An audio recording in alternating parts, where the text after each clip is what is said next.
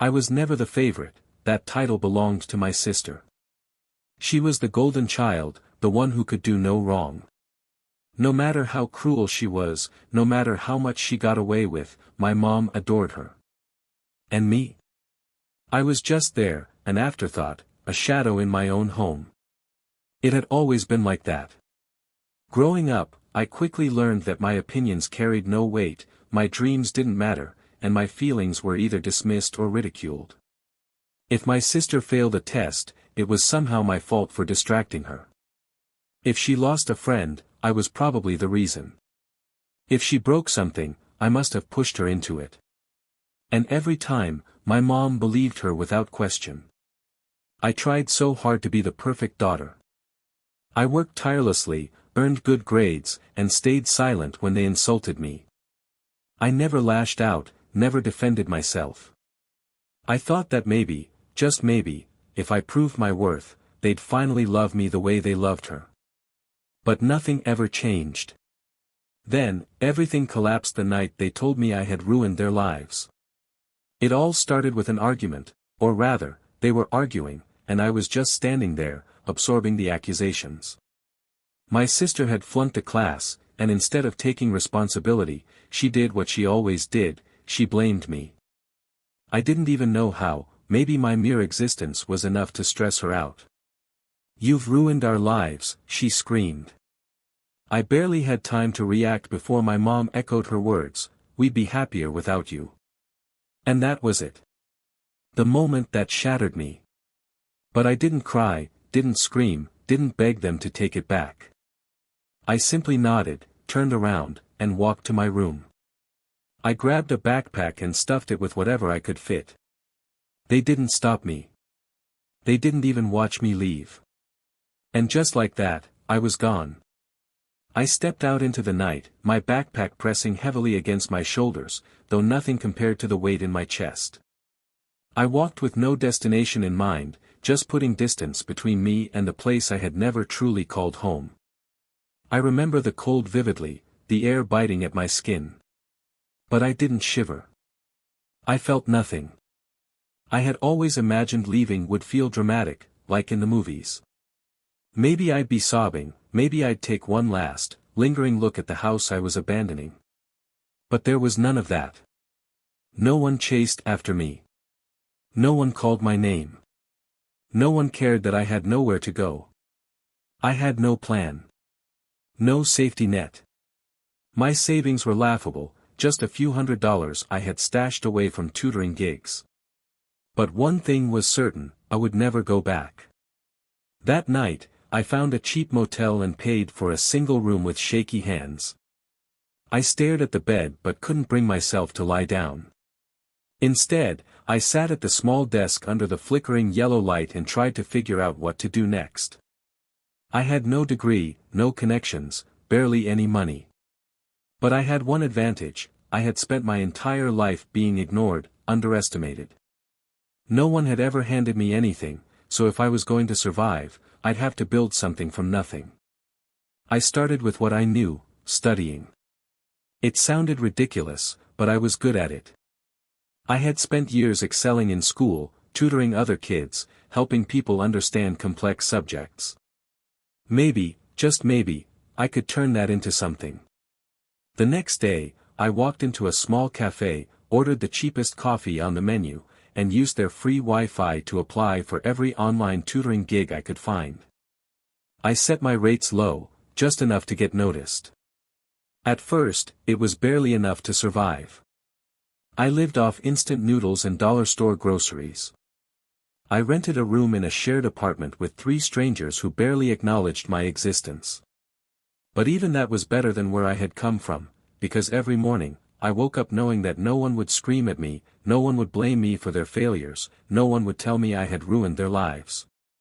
And that was enough. Months passed. My tutoring gigs grew. One client turned into 3, 3 into 10. Soon, I was making enough to move into a tiny studio apartment, barely more than a box, but it was mine. And yet, through it all, my family never called. Not once. Not on my birthday, not on holidays, not even to check if I was alive. It hurt in the way old wounds do, deep, silent, lingering. But I told myself it was fine. If they didn't care, then neither did I. A year into my new life, things shifted. I had built a reputation as a tutor specializing in college entrance exams. Students from all over the country reached out to me, desperate for help. But I was still trading time for money, and I knew that wasn't sustainable. That's when I had an idea: what if I turned my lessons into something bigger, something scalable? I spent months studying digital marketing, watching countless hours of free YouTube content, reading every article I could find. Then, I started creating my own online course, the Ultimate SAT Prep Guide. It was a risk. I poured every spare dollar into designing the course, building a website, running ads. At first, sales trickled in, one here, two there. Then, something changed. Word of mouth spread. Students raved about my methods, sharing them online. And then, almost overnight, it exploded. One morning, I woke up to see my sales had tripled. Then quadrupled. Within months, I was making more money than I had ever imagined. I moved into a sleek high-rise apartment, the kind I used to dream about. I traveled. I met people who actually respected me. I built friendships not based on obligation or blood. I had done it, I had built myself from nothing. And my family? They were nowhere to be found. Not a single message. Not a single call. They didn't care about me. Until this morning. My phone buzzed. I barely glanced at it, until I saw the notifications. Mom, 6 missed calls. Sister, 8 missed calls. I stared at the screen, heart pounding. After all this time. After they had made it so clear they never wanted me. I let out a slow breath. I had changed. I wasn't the weak, desperate girl they had pushed out of their lives. I wasn't their punching bag anymore. Whatever they wanted, it wasn't going to be an apology. And I had no intention of making it easy for them. I sat there, staring at the screen for what felt like hours, but in reality, it was only minutes. My mind raced. What could they possibly want now? Mom had never once apologized. She had never admitted how she constantly chose my sister over me. And my sister? She hadn't even cared that I was gone, until now. And yet, suddenly, they wanted me. Finally, I decided to pick up. Hearing her voice after all this time was surreal. "Hello," I said, keeping my tone neutral. "Sweetie, please, we need to talk." Mom's voice trembled. Sweetie. After everything, she hadn't called me that in years. The fake tenderness stung. I took a slow breath. "What's going on?" I asked, my disbelief evident in my voice. There was a long, heavy silence before my mother finally spoke. We've fallen on hard times," she admitted, her voice unsteady. "Your sister, she's struggling at school again. And with everything else going on, we just don't have enough. We need your help." I bit my lip, a strange mix of satisfaction and fury bubbling up inside me. So this was why they were calling me now. What kind of help? I asked, keeping my voice carefully neutral. "We need money," she blurted out, desperation creeping into her tone. "Your sister's tuition, it's due. And we have bills we can't pay. I know we haven't been there for you, but please, we're struggling. We need your help. We know it's a lot to ask, but we've tried everything." I could hear her sniffle. Maybe it was real, or maybe it was just guilt trying to force its way back into my heart. "Please," she repeated. "We need you back. We need your support." The words hung between us like a weight. My support. The same support they had so easily dismissed for years. I closed my eyes, forcing myself to breathe through the emotions clawing at my throat. Did they really think this was okay? Did they actually believe I would just rush in and save them after everything? I let out a sharp, bitter laugh. You're serious?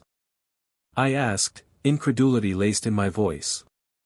You really think I'll just come back and help you after all this time? Another pause.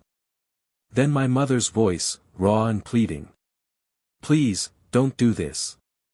We know we made mistakes, but we're your family. You can't just abandon us. I clenched my jaw, my grip on the phone tightening. You never cared about me when I needed you, I shot back, my voice trembling with barely restrained anger. You were too busy with your golden child. You let me disappear. You told me you'd be better off without me. I stopped myself, breathing heavily, the rage bubbling dangerously close to the surface. But I wouldn't let them see how much they had hurt me. I wouldn't give them the satisfaction of twisting this back onto me. I don't owe you anything, I said, each word sharp as broken glass.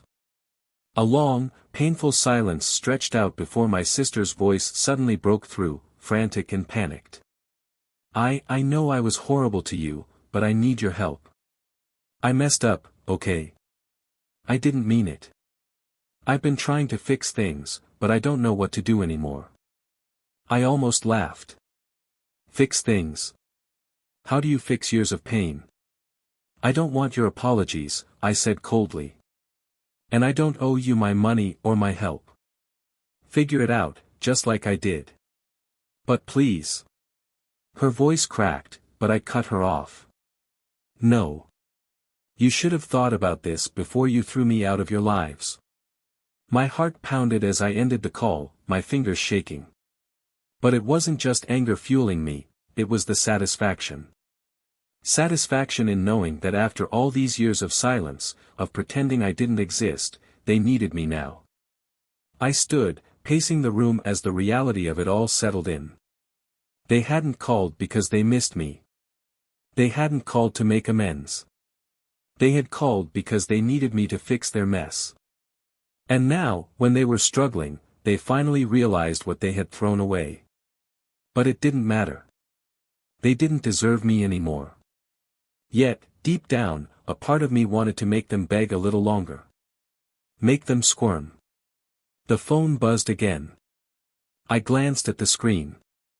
Mom. Another message, the same pleading tone. Please. I know we can't undo the past, but we need you. I smirked. They had no idea what they were getting themselves into. Another buzz. Another message. Please, I'm begging you. We don't know where else to turn. I stared at the words, my finger hovering over the screen. A part of me wanted to ignore it completely. I had already given them my answer.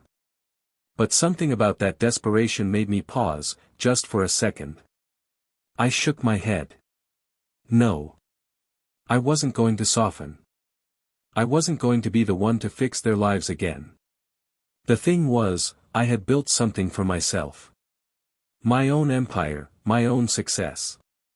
And it wasn't just about the money, it was about the power to decide who got to be a part of my life. And they didn't deserve that privilege anymore. I set the phone down and walked to the window, staring out at the city skyline. From up here, everything felt distant. Small. The struggles of my old life belonged to someone else, someone I wasn't anymore. I wasn't their burden.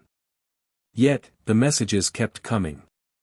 I exhaled sharply. I wouldn't let them manipulate me with their guilt. And yet, somewhere deep inside, something flickered. Maybe pity. Maybe curiosity. Maybe something darker. But I resisted. The next morning, my phone vibrated again. I barely opened my eyes before I saw the name on the screen. My sister. I hesitated.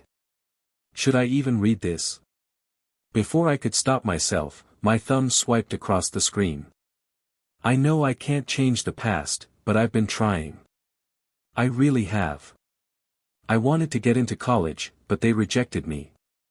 Mom says if we can't pay for the retake, I'll never make it. Please. I'm sorry. I felt something, but I couldn't name it. Not sympathy. Not guilt. Just something that made me pause. Was this real? Was she truly desperate, or was she just playing her part? I took a slow breath, my fingers shaking as I typed. You never cared when I needed you. Why should I care now? I hit send. The weight in my chest felt heavier than I had expected.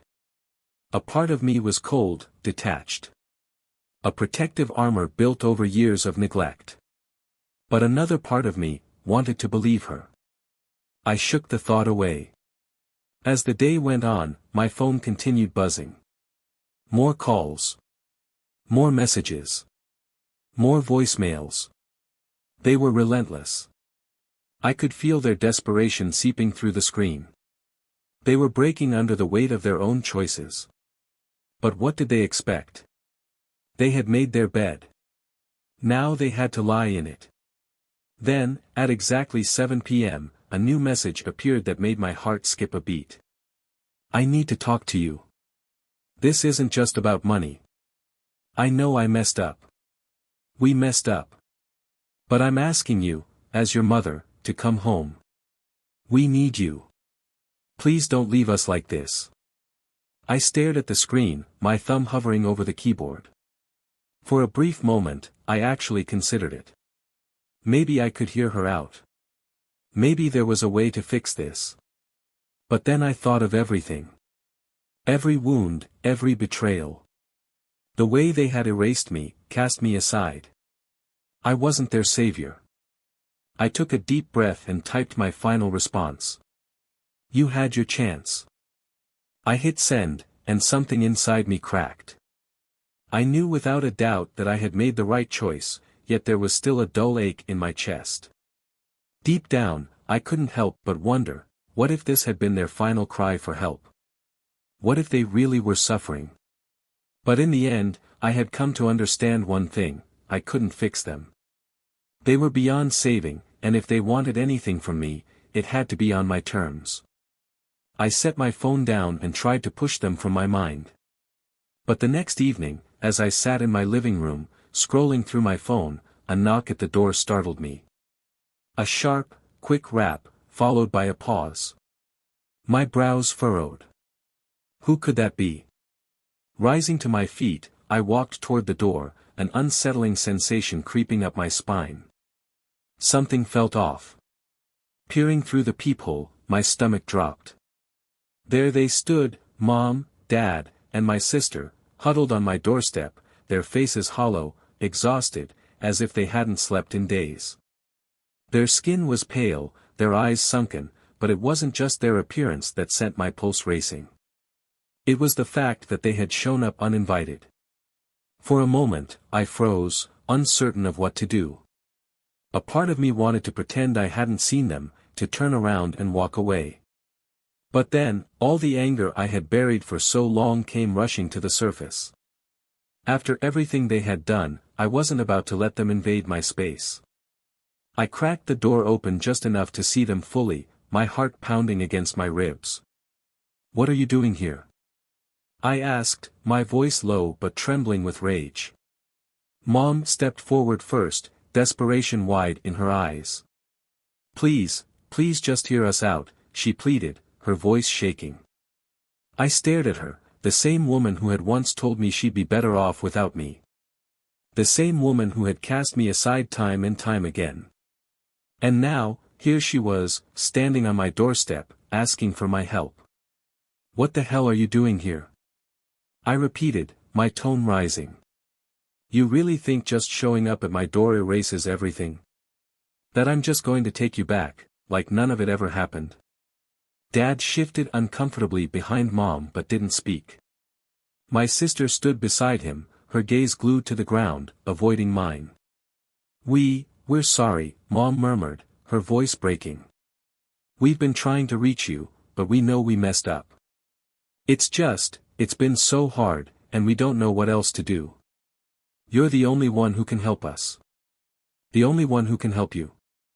A bitter laugh escaped me. You didn't need me before. Why now? You had years to fix this, I snapped. Years to reach out. Years to make things right. And you never did. Not when it mattered.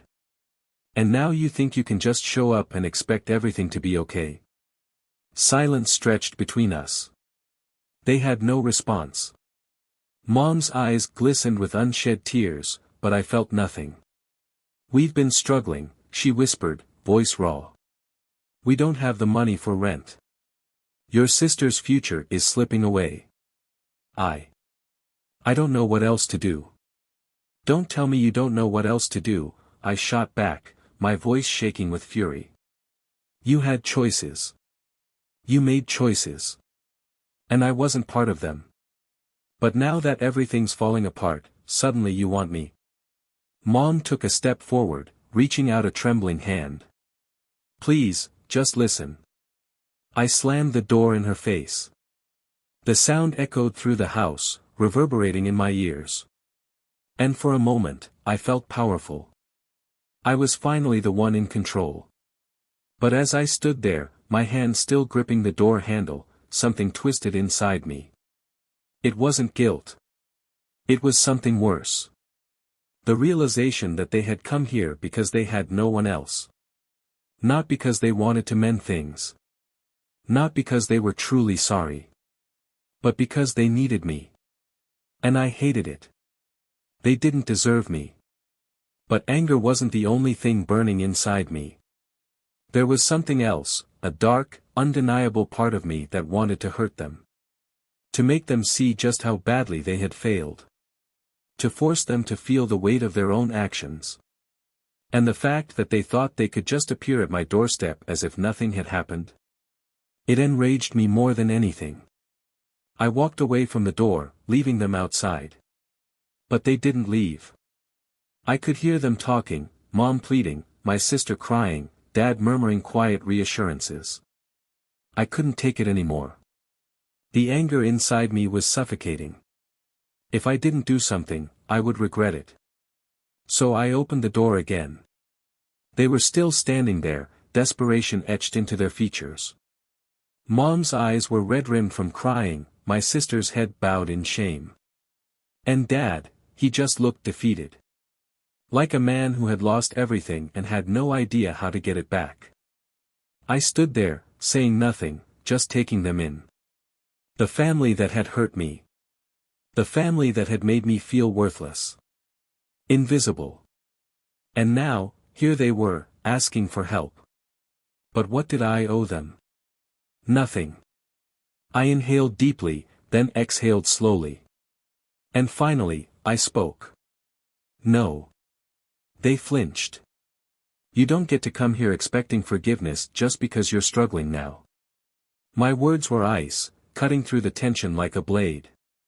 And I didn't feel a shred of remorse as I said them. They deserved the truth. You had years to fix this, I continued, my voice steady. Years to realize what you lost. But you didn't care then.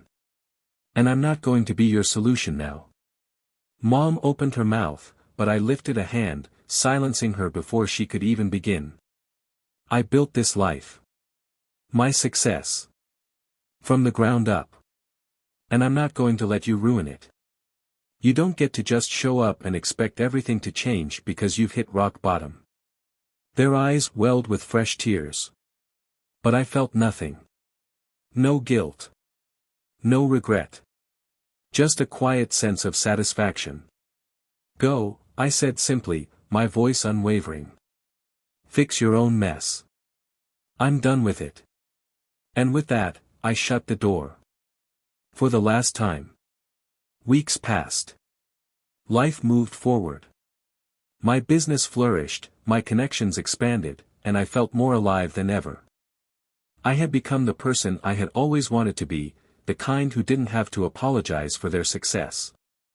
The kind who had finally let go of the toxic pieces of their past. I never heard from them again. Not a call. Not a message. And you know what? That was fine. It was a quiet peace I hadn't realized I'd been searching for. And as time went on, I understood something deeply important. The people who hurt you, the ones who abandoned you, are not the ones who should define your worth. You are. You get to decide your future. And in the end, I had learned one very simple truth. You can't keep giving to people who never gave you anything in return. The door closed for good.